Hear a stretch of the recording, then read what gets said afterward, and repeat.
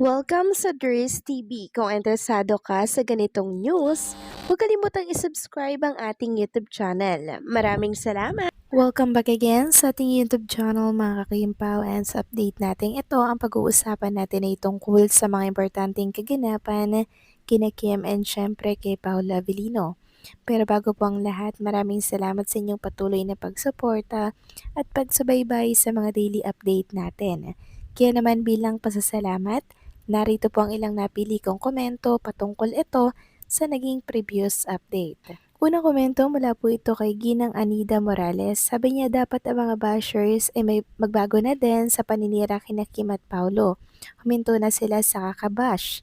Salamat. Happy New Year to all. Yes, Happy New Year din po, Ginang Anida Morales. Tama po kayo dyan.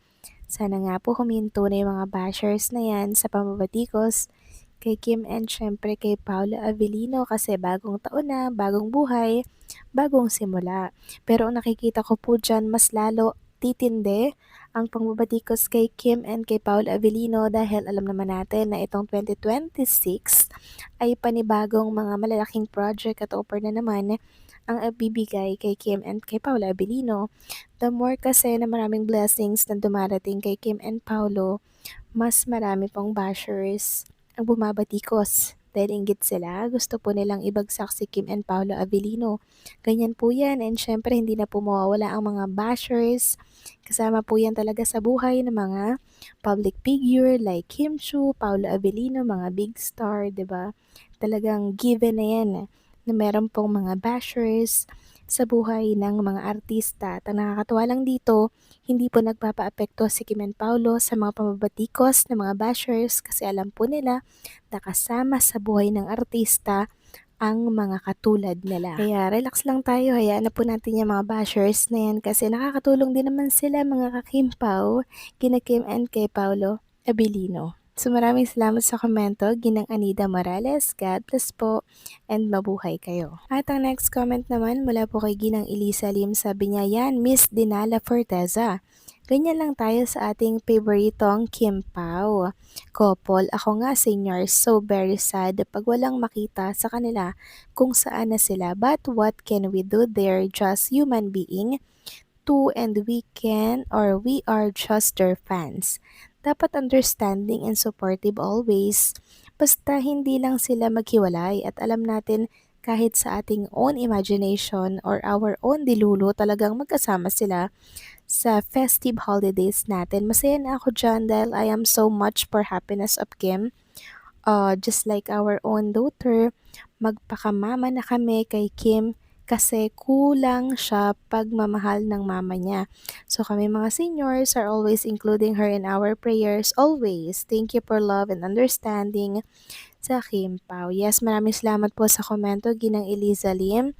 And happy New Year po sa iyo at sa inyong buong pamilya. Yes, ganyan lang dapat mga kakimpaw. Positive lang tayo, 'di ba? Alam naman natin na magkasama si Kim and Paula Avellino na sumalubong po ng bagong taon. So kahit hindi po sila nagpaparamdam, at least 'di ba? Kampante lang tayo and base ang nag-aantay ng mga paayuda na meron po sila. And since wala nga pong mama si Chinita Princess, alam kong maraming nagmamahal sa kanyang mga mama katulad niyo po. 'Di ba? Ang daming nagpe-pray sa kanya and ramdam ko naman po 'yun para kay Kim and kay Paolo Avellino. Ang daming prayer warriors for Chinita Princess kaya hindi po siya pinababayaan din ng may kapala. So maraming salamat sa komento, Ginang Eliza Lim. God bless po sa inyo and mabuhay kayo. So ito na nga pag-usapan na natin mga kakimpaw ang mga topic po na nakahalap natin sa araw na to. Unang araw po ng 2026. At unahin natin pag-usapan itong post for Kim and Paolo Avellino. Sabi dito, kapamilya A-list star of 2025. This year, muli nating mamarkahan daw ang mga kapamilya stars na sa tingin namin ay nararapat mapabilang sa aming kapamilya A-list star of 2025. Ang mga kapamilyang nagpakita ng galing sa kanilang talento, mapa TV, movie, music at iba pa ngayong taon. Mga kapamilya star na naging Matunog ang pangalan sa social media kapamilya may K na K dahil sa mga naglalaking endorsements nila this year.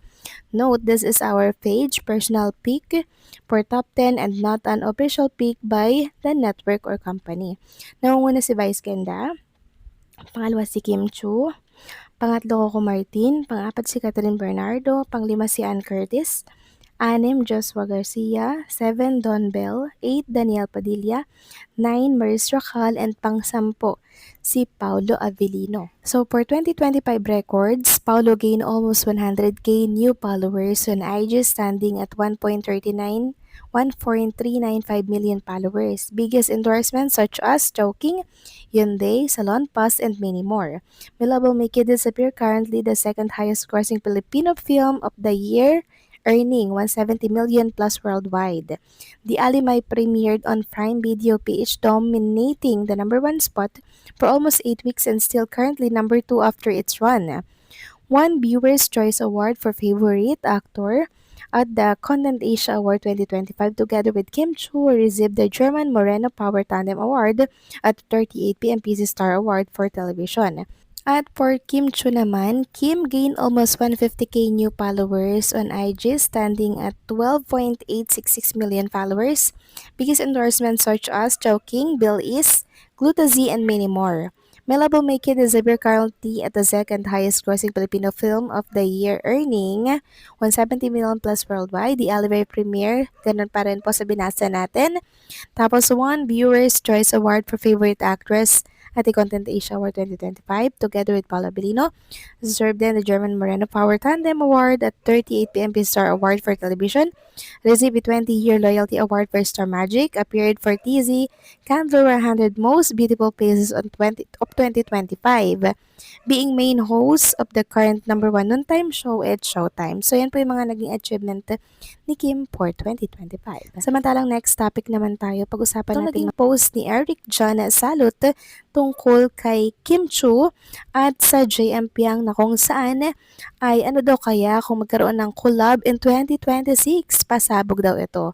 Sabi niya dito, how about a Kim Pao and JMPM collab in 2026? Pasabog ito for sure. So, mangyari kaya ito mga ka-Kim Pao?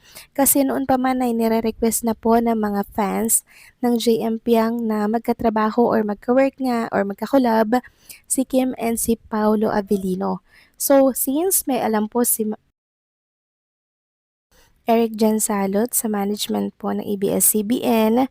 So possible nga kaya na magkaroon ng big collaboration ang Kim Pao sa JM Piang. Nako, for sure pasabog ito mga kakimpaw, at ngayon pa lang i-claim na po natin mga kakimpaw na mangyari ito kasi malaking blessing ito for Kim and kay Paolo Avellino. Ngayon pa lang, congratulations na sa kanila, no? So kayo ba mga kakimpaw, agree ba kayo dito? Please comment down below.